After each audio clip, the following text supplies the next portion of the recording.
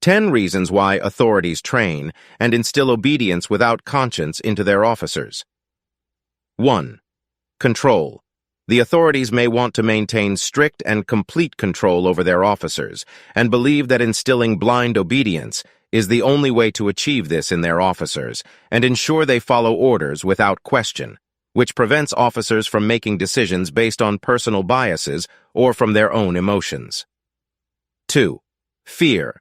The authorities may use fear tactics to keep their officers in line, such as threatening punishment, retribution, retaliation, threat of job loss, or demotion if they do not obey without question.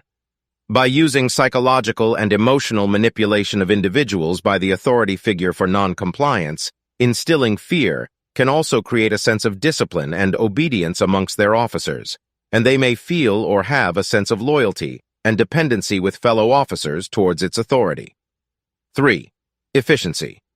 The authorities may believe that obedience without thought will increase efficiency and productivity, allowing them to accomplish their quotas more quickly, to maximize revenue by ensuring their officers follow orders without hesitation or question. 4. Tradition. The authorities may believe that blind obedience is a long-standing tradition within their organization or culture, and therefore must be maintained. To ensure uniformity and consistency in how tasks are carried out by its officers, with the desire to conform to social norms and expectations, and may be influenced and reinforced by propaganda and media manipulation. 5. Hierarchy. The authorities may see obedience without thought as a necessary aspect of their hierarchical structure, with officers being lower in rank and therefore expected to follow orders without question. Officers having the belief that the authority figure has expertise and knowledge that the individual does not possess.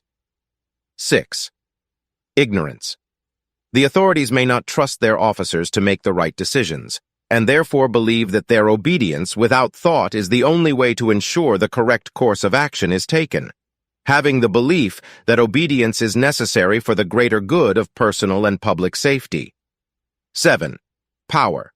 The authorities may simply enjoy the feeling of having power, desiring status, material rewards, and control that comes with having officers who obey them without question. 8.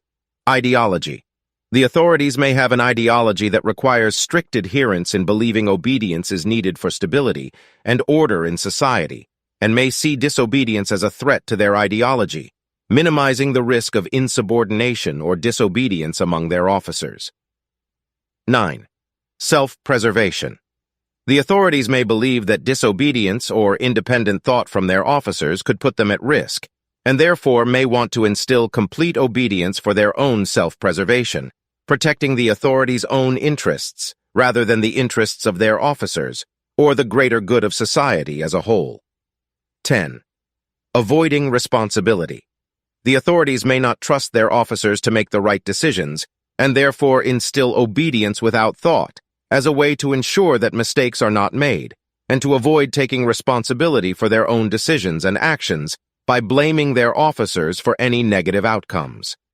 By blindly following orders, an individual is also absolving themselves of responsibility for their own actions, leaving the decision-making to someone else. Any love, empathy, we train that right out of them. What did you imagine? So you were following orders? Hanno's father died by my hand.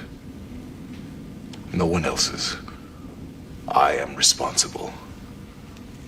What I did while serving Apophis, I will not hide from. Even if the punishment is death? Then that is what I deserve. Teal'c, you sound like you want to die. Colonel O'Neill, have you ever faced the crying eyes of a child whose father you have just murdered?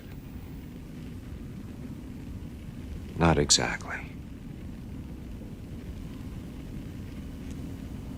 Teal'c, there are a lot of things we do and we wish we could change, and we sure as hell can't forget. But the whole concept of chain of command undermines the idea of free will. So as soldiers, we have to do some pretty awful stuff. But we're following orders like we were trained to. It doesn't make it easier. It certainly doesn't make it right.